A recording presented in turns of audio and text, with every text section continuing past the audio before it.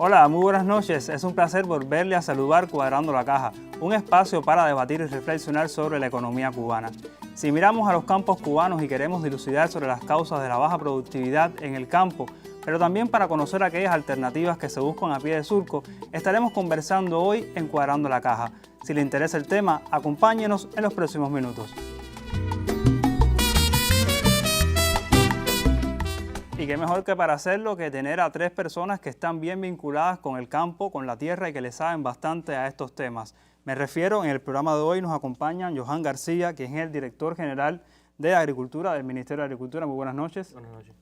También tengo el placer que nos acompañe un productor, quien es Janoy Cruz Sánchez, de la empresa Máximo Gómez de Matanzas en Perico. Buenas noches. Y repite en nuestro programa para hablar de temas agrícolas, campesinos y todo lo que se relacione, Arturo Aliaga Céspedes, que es el jefe del Departamento Jurídico de la ANAP. Buenas noches. Buenas noches. Y ya presentado a nuestro panel, le invito a irnos a un video porque vamos a recordar algunas de las palabras de las intervenciones que hacían algunos diputados cuando en la Asamblea Nacional del Poder Popular se presentaba la más alta fiscalización al Ministerio de la Agricultura. Como asamblea, nosotros pudiéramos encargarle al Consejo de Estado, que es lo que nos representa entre sesión y sesión, que pudiera analizar con mucha pertinencia, una vez al año, pudiera ser el asunto de la inversión extranjera en la agricultura. Me preocupa que en los datos que se ha levantado en la fiscalización hay un monto considerable de inversión extranjera. Eso es dinero del contribuyente de organismos internacionales, además, que tienen, entra por los mecanismos nuestros de la cooperación, que se han ejecutado de una cuantía bastante considerable, un monto muy pequeño. Nosotros tenemos que proteger y buscar estrategias que nos garanticen fuerza de trabajo que viva en nuestras comunidades rurales, fuerza de trabajo que esté en el campo, que no tengamos que ir a la ciudad y llenar un camión de gente y a gastar 400 litros de combustible para llegar a una comunidad intrincada rural para sembrar. ¿Qué estamos haciendo hoy que sea un incentivo para que nuestros jóvenes, y sabemos que estamos haciendo cosas, porque es una realidad que las estamos haciendo, y es una realidad que tenemos hoy mucha gente comprometida en el campo, pero también es una realidad, y lo dirán los productores que tienen grandes extensiones de tierra, cuando usted va a buscar fuerza de trabajo para que recoja una producción o para que siembre, se hace muy difícil. Y en la medida en que escasea esa fuerza de trabajo, también es mayor el precio o el pago que tiene que darle un campesino o un productor o un tenente de tierra a esos poquitos que aparecen para que vayan a trabajar hasta allí. Y este año emprendimos un proceso de contratación que no está perfecto, no está bueno, pero ahora le puedo decir al plenario que hoy tenemos el 80% contratado de las producciones agrícolas, que el año pasado no llegamos ni a 1 millón, y estamos ya este año con un real de producciones agrícolas de 2.800.000 toneladas, del plan total de este año que es 3.419.000. Ahora, ¿vamos a terminar ahí? No, como explicó muy bien una diputada, hay que seguir, porque el productor hay que atenderlo. Bueno, y qué mejor para comenzar nuestro debate en la noche de hoy que, bueno, escuchar a nuestros propios diputados cuando el ejercicio de alta fiscalización al Ministerio de Agricultura, y sobre todo porque ya nos deja entrever algunas de las temáticas que vamos a tener que escuchar y que vamos a tener que debatir esta noche. Pero si ahora realizáramos un poco, o sea, ¿qué ha estado pasando? Unas cosas que siempre se decía ahí y que se da a notar en los últimos informes de la Asamblea Nacional es la disminución de las producciones agrícolas en los últimos años. ¿Qué está pasando realmente? Esta ha sido siempre la tendencia. ¿Qué nos pueden decir? Sí, Oscar, buenas noches.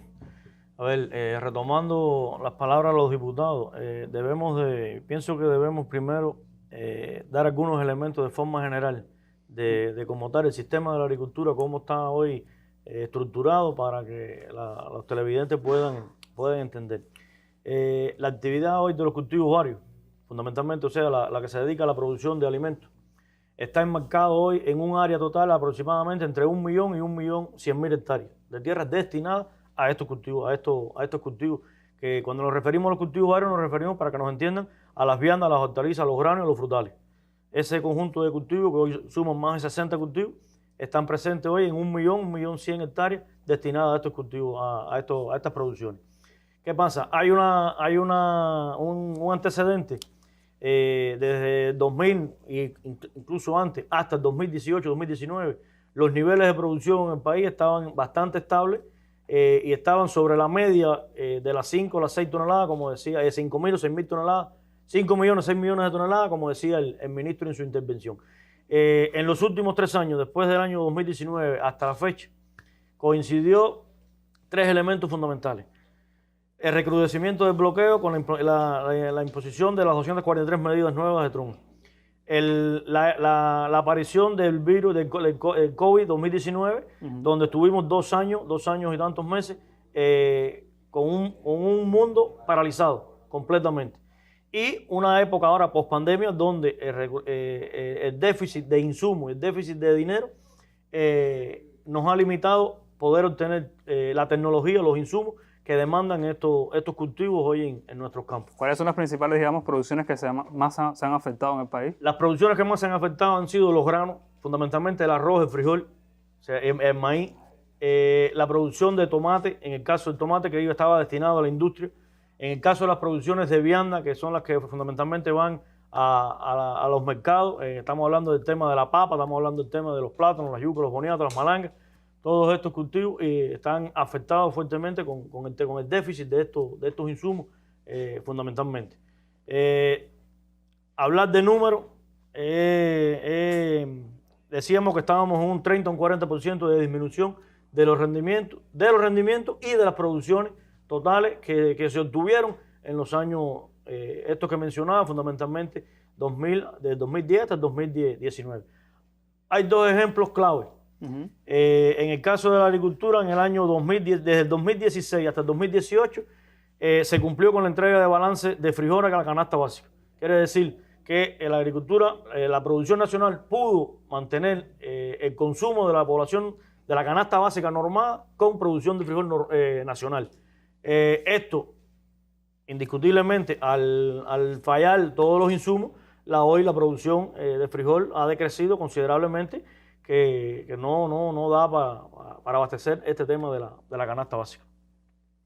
Es en lo fundamental el tema de insumos. Incluso hay también elementos que nosotros lo estamos evaluando hoy a partir de todo el sistema de trabajo, que no dejamos de reconocer que hay problemas organizativos, que hay problemas de falta de seguimiento en las actividades como tal, en los campos. Yo diría que falta de vinculación con la base productiva, con los productores, incluso con las empresas, a todos los niveles, y que a mi criterio muy personal, en el caso de estos 2 años de pandemia, este aislamiento que hubo, yo digo que nos afectó bastante en este trabajo que veníamos haciendo cotidianamente con los productores y con las bases productivas, que tuvimos 2 años apenas sin poder llegar a donde estaban ellos. Bueno, usted hablaba de algunos de los elementos que estaban atentando, digamos, contra esta productividad, y aunque creo que en el programa más adelante vamos a hablar un poco más de esto, pero vamos a pasar la batuta ahora a un productor. Hanoi, buenas noches. Buenas noches. En su caso, ¿le ha pasado también lo mismo? ¿Han decrecido la productividad, las producciones que usted normalmente hace? ¿Qué ha pasado en estos últimos años que ha cambiado?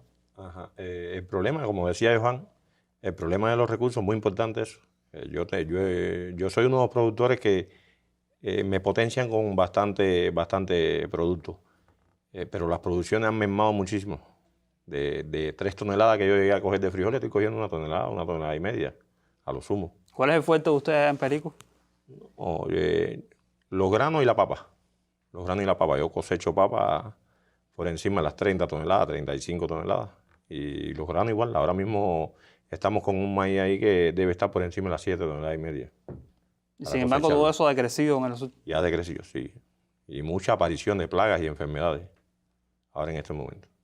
Y en realidad, en su caso, ¿cuál es la apreciación que hay también de estos temas en la propia organización, en la ANAP? Hay que decir que aquí hay factores objetivos y subjetivos.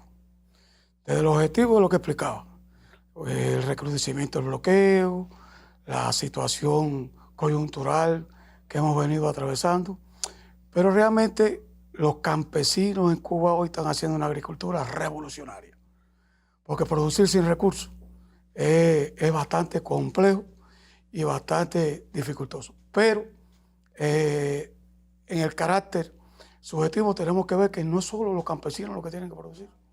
Los campesinos de por sí solos y las cooperativas no pueden salir con una producción. Tenemos que sumar a la población de los lugares, de las comunidades, en aras de poder llegar a una producción en la que todos tenemos beneficios. Y por lo tanto, en ese sentido, tenemos que buscar alternativas. Las alternativas como es el desarrollo de la agroecología, que aunque no tenemos todos los rendimientos que pudiera tenerse, pero también son posibilidades que podemos aplicar, independientemente de la estructura de los municipios en aras de organizar la fuerza productiva para poder establecer un proceso de producción en cada lugar. Sin embargo, en este propio programa hemos hablado en otras ocasiones sobre las 63 medidas, bueno, y otras que también se han implementado, digamos, en el campo, en la agricultura, para potenciar este desarrollo. Y bueno, es una necesidad básica del país, es un tema de seguridad nacional, poder abastecer a los territorios con estos alimentos. Y sin embargo, las personas pueden decir, bueno, ¿y qué pasa con esas medidas? ¿Por qué no fructifican? ¿Por qué no se ve, digamos, ese alimento en el plato del cubano el día a día? ¿Han sido buenas, han sido positivas o qué está tentando contra esa aplicación? Bueno, de las 63 medidas, hay que decir que las 63 medidas fueron una especie de un diagnóstico de las dificultades que tenemos para llevar adelante la producción y donde las cooperativas y campesinos tienen un papel y había una cuestión desde el punto de vista de todas las entidades que tenían que fortalecer la producción agropecuaria, cómo se instrumentaba. Pero muchas de esas medidas han devenido en normas jurídicas, como es la Ley SAN, la Ley de Soberanía y Seguridad Alimentaria y Nutricional, que es una especie de una ley que es muy abarcadora. De ahí sale la Comisión de Alimentos, sale el decreto 35 sobre la comercialización de productos agropecuarios, el decreto 76 de la cooperativa agropecuaria, y hay un grupo de normativas que a partir de las 63 medidas se fueron analizando, como es mismo las cuestiones financieras para el sector aprobada por el país, cómo resolver cuestiones de índole financiera, de índole impositiva. Es decir, que hay un grupo de cuestiones que a las 63 medidas dieron lugar a eso. No obstante, lo que se produce hoy tiene un destino, tiene un proceso de comercialización que requiere todavía de perfeccionamiento, desde el punto de vista entre lo que se produce y el destino final de la producción.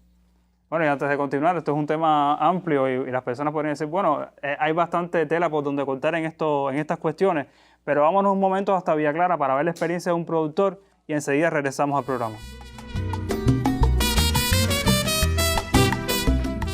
Para Michelle Contino Rodríguez, trabajar la tierra no es solo el sustento de los suyos, es su razón de ser, una tradición de familia que por generaciones ha sido el pilar de la historia de sus raíces y también la savia de sus futuros descendientes. Tengo 46 años ahí, pero siempre le estoy dándole clases yo ahí a ellos de agricultura, porque desde que soy un niño, soy amante de la agricultura, herencia de mis padres. ¿Porque tus padres eran campesinos? Sí, son vivos, tienen 80 y pico. Y 90 y pico de años. O sea, aprendiste de ellos a trabajar en el campo. Sí, así mismo fue. Perder su mano izquierda con tan solo 20 años en un accidente en el servicio militar no le impidió pegarse al surco y sacarle los mejores frutos. En las 36 hectáreas que trabaja en la unidad empresarial de base Pararrayo del Valle del Yabú en Santa Clara, no hay un pedacito de suelo que no esté sembrado o en fase de preparación a la espera del momento exacto para plantar, pues sabe que cada minuto cuenta a la hora de producir la comida que necesitan los santaclareños. Yo digo que las limitantes están en las mentes de los hombres, no en el físico ni más nada. Hablando de la mano perdida, dice Carlos Amaury que tú eres campeón paralímpico de la agricultura. Yo sí soy un amante apasionado de la agricultura, siempre me gusta. Y no solo amante, eres campeón. Bueno, si lo dicen ellos, vamos a creerlo. A pesar de las limitaciones de recursos que enfrenta, como cada buen cubano busca alternativas viables para suplir piezas de máquinas de riego o productos para combatir las plagas, porque la cosecha no debe detenerse y ese es su lema. Quienes trabajan bajo su mando ya no lo consideran un jefe, sino un ejemplo. Michelle es el primero que amanece entre los cultivos y quien despide el sol allí mismo. Que yo digo que el cubano que no sepa agricultura no es cubano. Hay que saber la agricultura porque, como se llama, el recurso natural que tenemos los cubanos es la tierra, que es bendita la tierra de los cubanos. En Villa Clara, el camarógrafo Carlos Rodríguez y Marilei García.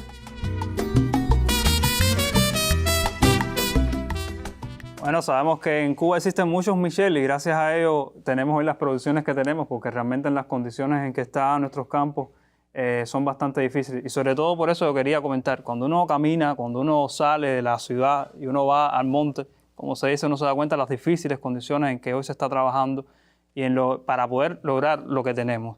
Realmente, ¿cuáles son las principales, digamos, cuestiones que hoy están frenando esa productividad en el campo, que hacen que hoy se disminuya lo que ustedes quisieran tener, esos mayores resultados para el pueblo? Lo primero que nos dificulta a nosotros es la fuerza de trabajo. La fuerza de trabajo, ¿por qué? Porque está lejana del pueblo, entonces hay que subirle los precios para poder recoger las producciones. Y cuando tú subes los precios para poder recoger la producción, entonces tienes un decremento de los ingresos tuyos, que la mayoría de las veces pierdes o te quedas ahí. Pero, a ver, ¿qué decirte? Cuando me dices que hay disminución de la fuerza de trabajo, porque hay menos personas trabajando en el campo. Hay menos personas trabajando y entonces se te pone la cosa difícil a la hora de tú pagarle. Porque ahora mismo es un problema pagarle al campesino. Al campesino no hay manera de pagarle porque no, el campesino quiere el dinero al momento ahí, en el pie del surco.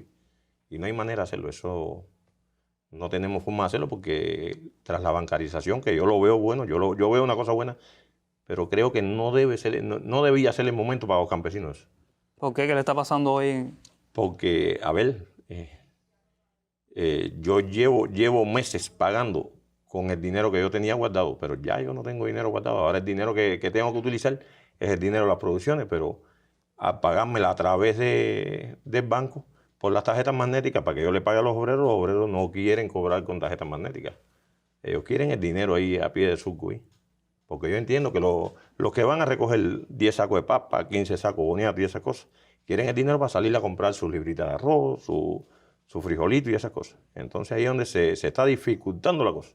Y cuando leemos los comentarios de Cubate, por ejemplo, con estos temas, siempre se insiste mucho en el tema de los insumos, el combustible. ¿Cómo te está golpeando a ti esto? Bueno, hoy mismo el combustible nos está golpeando duro. Nosotros tenemos para recoger 20 hectáreas de maíz. 20 hectáreas que tiene un rendimiento, debe tener un rendimiento sobre las 7 toneladas y media. Y no hay combustible. Hoy estamos parados. La cosechadora lleva 7 días parada para poder cosechar el maíz. Y no tenemos el combustible. Y entonces se nos hace difícil también. Porque a la hora de comprar el combustible, sí, lo hay por divisa. Pero ¿de qué manera nosotros tenemos las divisas? ¿Cómo? En el mercado informal. No puedes comprar en el mercado informal. Entonces hay que buscar alguna manera para nosotros ir al banco y que nos pongan esa divisa. Para nosotros poder comprar el petróleo en el Servi al precio que está. Para poder echar a andar las cosas. En el primer bloque me mencionabas, por ejemplo, también el tema de las plagas. Las plagas es otro problema más. Aunque Arturo es defensor de los bioplaguicidas cubanos, etc. Yo he hecho mucho bioplaguicida, pero a ver, si con grandes extensiones, bioplaguicidas no hay para eso. Para eso no llegas a controlar el problema. Entonces, pero a la hora de tú comprarle el insecticida, el fungicida, el herbicida, tienes que ir a las MIPYME. Y cuando vas a las MIPYME, la gente de las MIPYME te dice, no, yo no, transferencia no quiero, yo quiero dinero efectivo. Y ahí se frena todo. Es una realidad porque siempre que hablamos de agricultura se habla, por ejemplo, de paquetes tecnológicos. Y evidentemente sin eso, por mucho que uno quiera hacer, y aunque apliquemos la agricultura revolucionaria, hay cosas que no se pueden hacer. ¿Es así? Es así, a ver. Arriaga hablaba muy bien. La agricultura como tal es una ciencia bastante compleja que la integra en un grupo de ciencias, valga la redundancia, que todas convergen en ella y además de eso tiene que tener en cuenta los factores climáticos, que son ajenos a la manipulación del hombre, por lo menos nosotros hasta ahora. Como decíamos ahorita, el déficit de insumos que hemos atravesado durante estos últimos 4 o 5 años no han tenido precedencia en la historia. Hoy prácticamente casi cero la entrada de fertilizantes y la entrada de productos químicos, o sea, tanto de plaguicida como fungicida y herbicida para los cultivos que hoy tenemos en los campos. Una de las alternativas ha sido esta que comentaba Arriaga. El trabajo que han desarrollado por 2 vías todos los institutos que trabajan en la agricultura hoy, obteniendo materiales, variedades, cultivos resistentes a las condiciones climáticas nuestras hoy, de trópico, de una isla tropical, y a la vez buscando alternativas con métodos alternativos, vuelvo a la redundancia, para combatir las principales plagas, o por lo menos una parte de las plagas y de las enfermedades que hoy atacan los cultivos. El cambio climático es una cosa evidente. Eso, aunque hay muchos que dicen que eso no se ve en 1000 años, nosotros ya lo estamos sufriendo en esta isla de Cuba. Hace los que tienen más cantidad de años, hace 20, 30 años estaban bien delimitadas la época de lluvia, o la época del frío, o la época de la primavera, y ya hoy lo mismo nos encontramos que caen 300, 400 milímetros de agua en el mes de febrero o en el mes de marzo, que históricamente no llovía, o que en marzo hace frío. Y entonces es una realidad hoy. Al tener este déficit, como hablábamos, de insumos que demandan esta tecnología, los niveles de plaga aumentan, porque lo que estamos haciendo es, como decimos, combatiendo un nivel. No le podemos llegar a las grandes extensiones. Sí, estamos hablando, por ejemplo, siempre se escucha del frijol, los cítricos del país que se han desaparecido, realmente es lo que pasa con eso. Bueno, sí, porque aquí donde ustedes lo ven, hoy tiene una guayabera, pero ha sido un productor durante muchísimos años, ¿no es verdad? Así mismo es. Aliada. Indudablemente, el movimiento agroecológico campesino ha dejado huellas importantes para combatir las plagas. Pero eso es una parte del problema. Yo creo que independientemente a todo eso, porque por ejemplo, yo he visto campesinos que en las 4 puntas de eso han sembrado árbol del nin. El árbol del nin es un repelente natural que ahuyenta las determinadas plagas. Y así sucesivamente hay un grupo de cosas que se pueden hacer. Pero esa es parte del problema. Yo creo que hay una afectación mayor. Es que ante las necesidades de alimentos, a veces también la actividad delictiva en el robo de producciones antes de tiempo, que no permite que las producciones tengan los rendimientos apropiados. Hay personas que inescrupulosamente te cortan el plátano antes de tiempo, te sacan yuca antes de tiempo, y eso indudablemente también es algo que tenemos. Yo creo que esa es una plaga mayor que tenemos en la actualidad ante la crisis que tenemos, porque las plagas tradicionales se combaten con determinados métodos, pero este tipo de plagas se combate también, pero con vigilancia y con métodos de evitar los robos de la producción agropecuaria. Eso por un lado. Y lo otro, que el que roba una producción agropecuaria lo comercializa en un lado. Por lo tanto, a donde lo comercializa tiene que haber una actividad también de control, de detención. Es decir, por eso yo decía que no es un problema nada más que de los campesinos, es un proceso integrador social en que todos tenemos que vernos afectados si no tenemos la producción. Es algo que evidentemente, y desde la ANA, indudablemente, la ANA ha venido trabajando fuertemente eso con el MININ, en la creación de brigadas de vigilancia campesina, en la constitución de los auxiliares de policía, para un tanto proteger todas estas cosas de las propias cooperativas.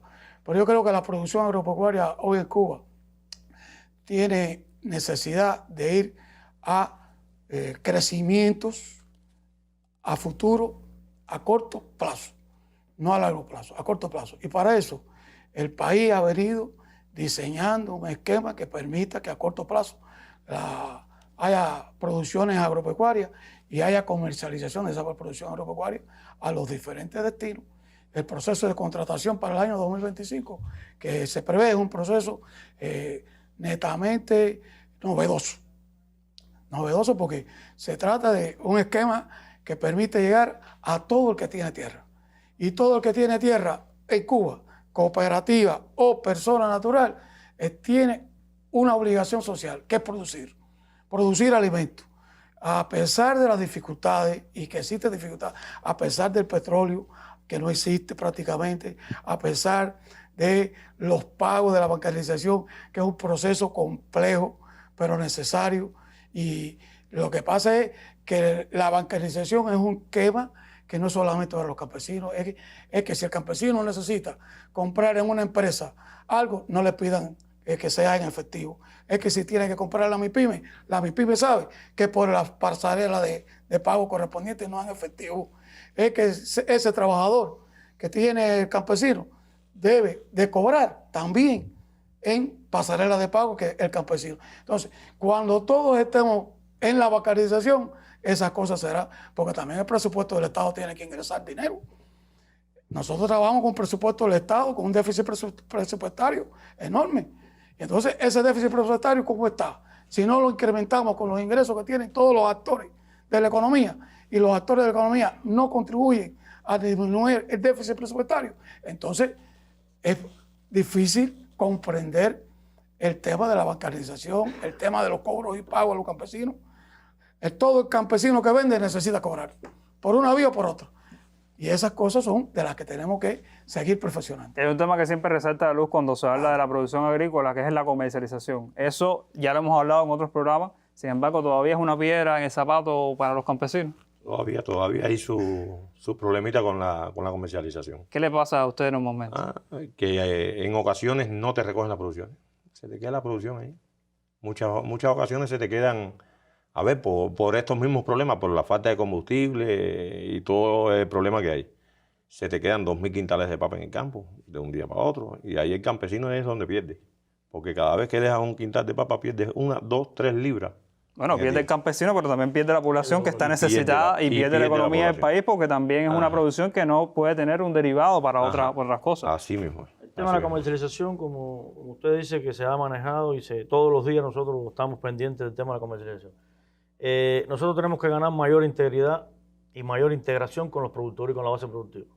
El decreto de ley 35, que fue resultado de las 63 medidas en su momento, rompió, como digo yo, el primer tabú en aquellos años, solo que comercializaba era acopio. La 35 abrió el esquema de que todas las formas productivas, todas las formas de gestión podían realizar la comercialización.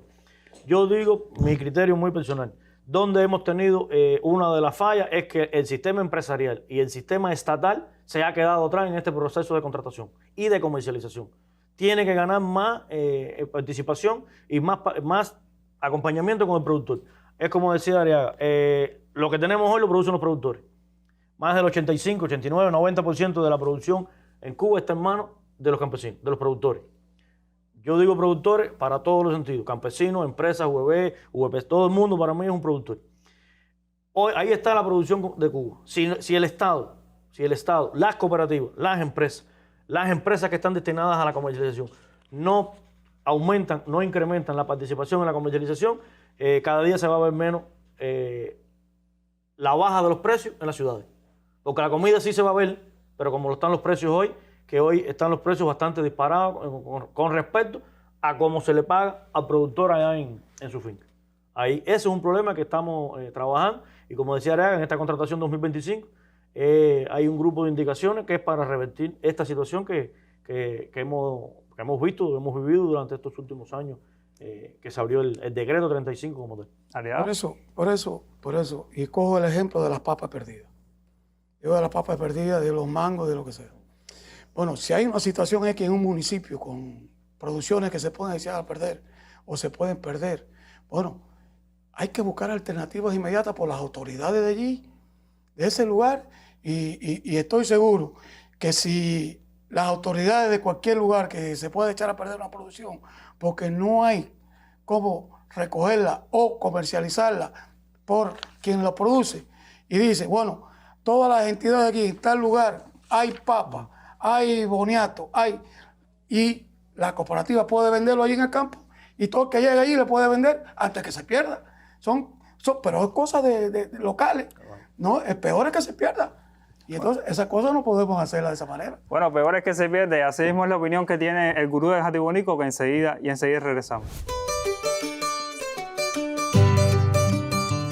Imagino al campesino en la vasta sitiería guataqueando todo el día yuca, tomate, pepino.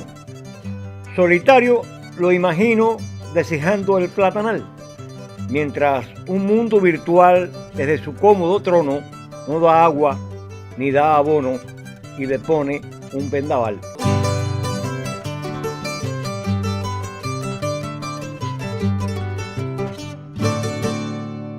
Bueno, esa era la opinión del gurú de Jatibonico, pero también es la opinión que se comparte muchas veces en las redes sociales. Y bueno, mis propios panelistas se están riendo acá por esa décima que con tanta crueldad, con tanta crudeza, dice todo lo que está pasando en el campo. Pero realmente el tiempo hoy se nos ha ido volando. Ya estamos en el tercer bloque del programa.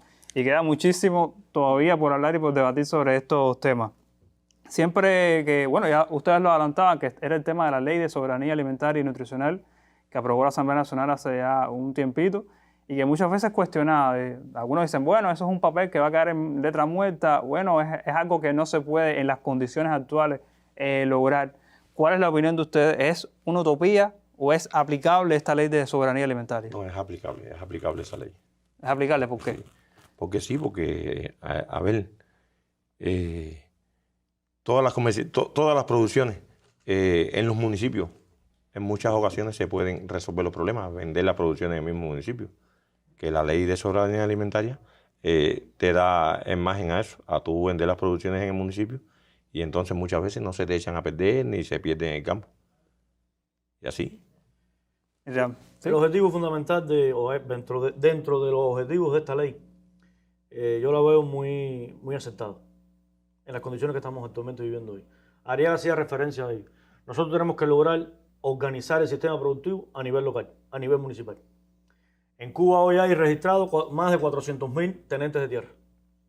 Cuando lo vemos desde una dirección nacional, desde un ministerio, o lo vemos desde una dirección nacional, es casi imposible poder llegarle y organizar ese sistema productivo.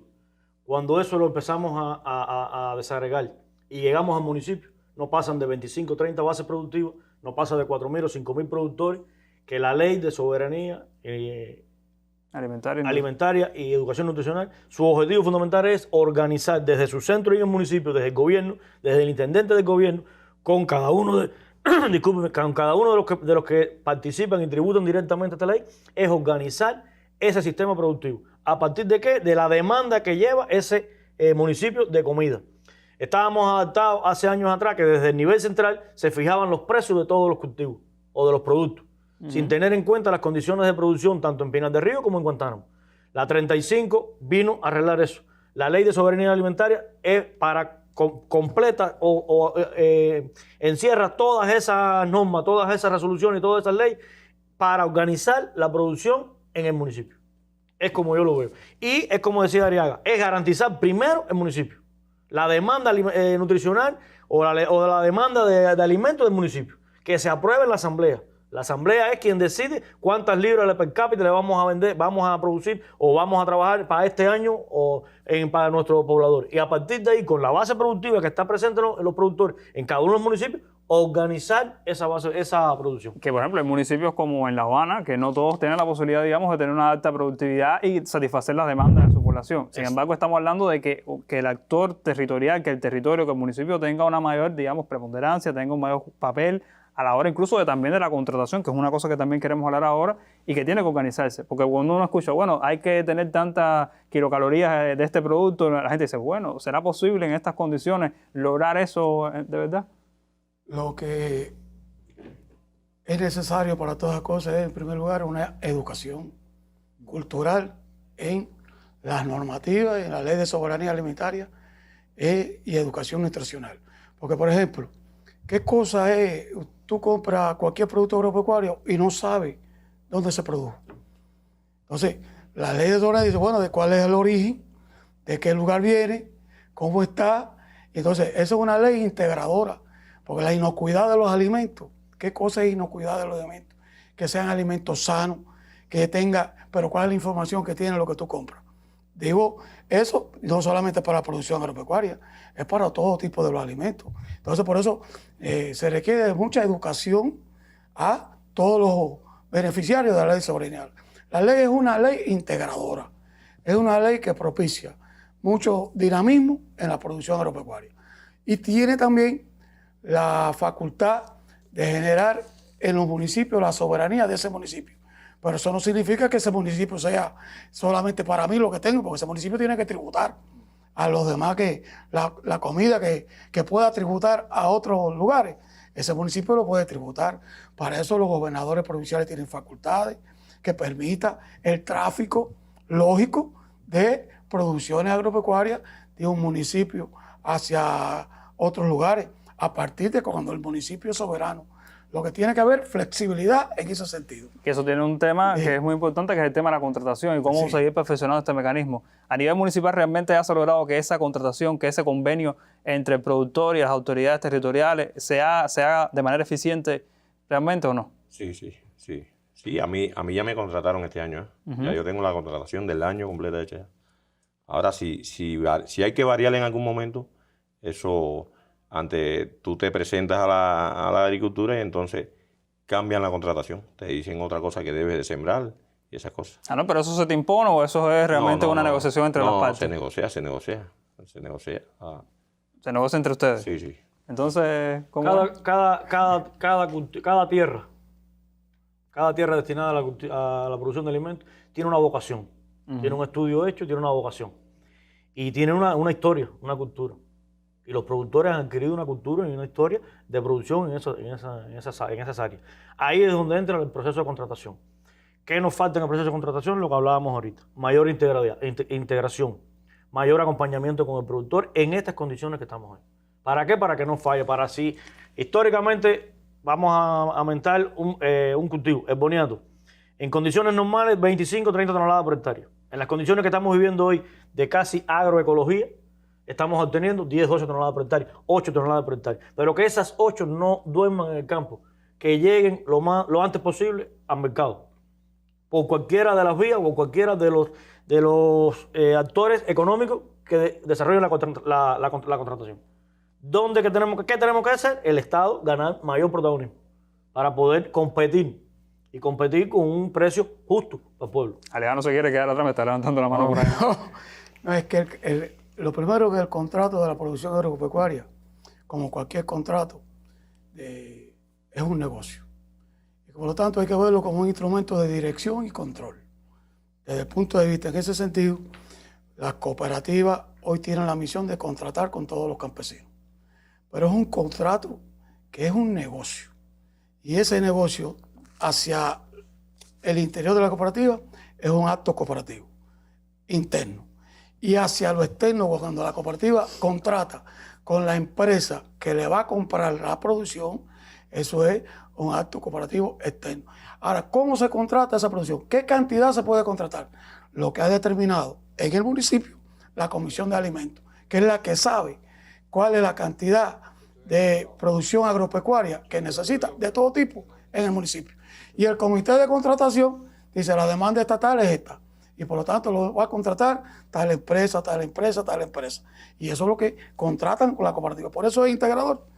Pero eso es algo que necesita todavía un tanto de poderlo materializar y tal como está la ley. Lo tradicional es que llega y digo, bueno, mira, este es el contrato de los productos agropecuarios, vamos a firmarlo, se firma, y a veces no se negocia todas las cosas. Tiene que tener las normas de calidad bien claras, que es algo también que tiene que tener un fundamento a los efectos y los precios a los que se va a comprar. Hay una pregunta que no nos puede faltar en este programa y es, bueno, muchas veces sale el tema de la inflación, de la falta de productividad, los altos precios de muchos de estos productos, y siempre se habla de que hay que aumentar la producción para que haya mayor oferta realmente. ¿Cómo hacer entonces, cómo seguir aumentando esa producción, cómo lograr obtener, digamos, estos niveles de productividad, incluso que tenemos en el año 2018, 2019, donde buena parte de la canasta, o una parte, no buena, una parte de la canasta familiar normada, incluso se podía lograr con la producción nacional? ¿Cuáles son los caminos en estas tan difíciles condiciones? Hoy el Ministerio de Agricultura tiene un grupo de estrategia que está trabajando para lograr incrementar los niveles productivos. Ahora, hay cultivos que son muy específicos, que son muy técnicos, que demandan una tecnología que si no se le aplica esa tecnología es imposible incrementar los rendimientos. O sea, necesitamos mayores financiamientos para... Necesitamos financiamiento y necesitamos los insumos que demandan esta tecnología. Como sabemos la situación que tiene hoy, que atravesamos con el tema de financiamiento, hoy estamos trabajando fundamentalmente con el tema de las viandas, incrementando los niveles de siembra de vianda en todos los territorios del país, dándole seguimiento para lograr establecer o mantener los niveles productivos que hoy se están alcanzando en los territorios y poder así dar una mayor satisfacción al pueblo, que al final es a quien nos debemos, ¿no? Trabajamos para eso, para satisfacer la demanda del pueblo. Pero se necesita un nivel de insumos y de recursos para poder alcanzar los niveles productivos que tuvimos en esos años que hacíamos referencia al principio. Bueno, me quedan 2 minutos exactamente, pero bueno, realmente se ha ido muy rápido este programa. Hanoi, no quiero despedirme sin escucharte. ¿Qué podemos seguir haciendo? ¿Qué haces tú cada día para aumentar esa productividad y no cansarte? No, trabajar cada día más. Trabajar cada día más y utilizar, como decía el compañero, todas las alternativas que hay. Todo, bioproductos, bioplaguicidas, todo eso, humo de lombriz, todo, para obtener los rendimientos necesarios Y ojalá que pronto puedas tener también el combustible, el paquete tecnológico para poder obtener las cosas. Esperemos que... Los precios es un fenómeno social que tiene que ver mucho con quien comercializa. Porque puede tener muchas producciones en una tarima, un punto de venta, pero no es el que produjo esa producción. Y por ejemplo, te puede encontrar una libra de limón en 500 pesos, y eso es un precio abusivo. Y eso no se puede permitir. Y así sucesivamente, porque por mucho que cueste traer un limón, no puede ser que una libra de limón cueste 500 pesos. Y esas cosas tenemos que combatirlas, porque no es solamente que haya bastante producción, es un esquema social que tenemos que revalorizar, porque quien produce vende hasta un destino. Y hay muchos actores comercializando producción.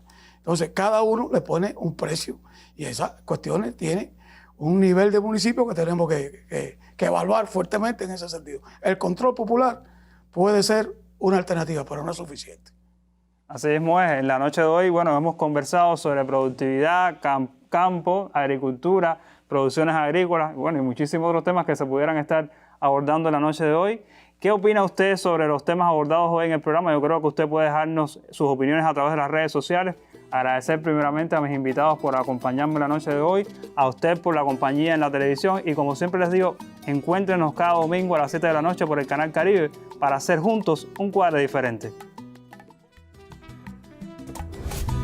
Cubanos y el Timbirichi levanta tu economía. No te olvides que un buen día naciste sin Timbirichi.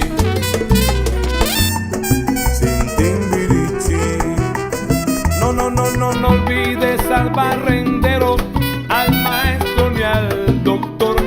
Por un poco de dinero, unas botas de charol y un Timbirichi. Timbirichi. Ay, nada más. Timbirichi. Timbirichi.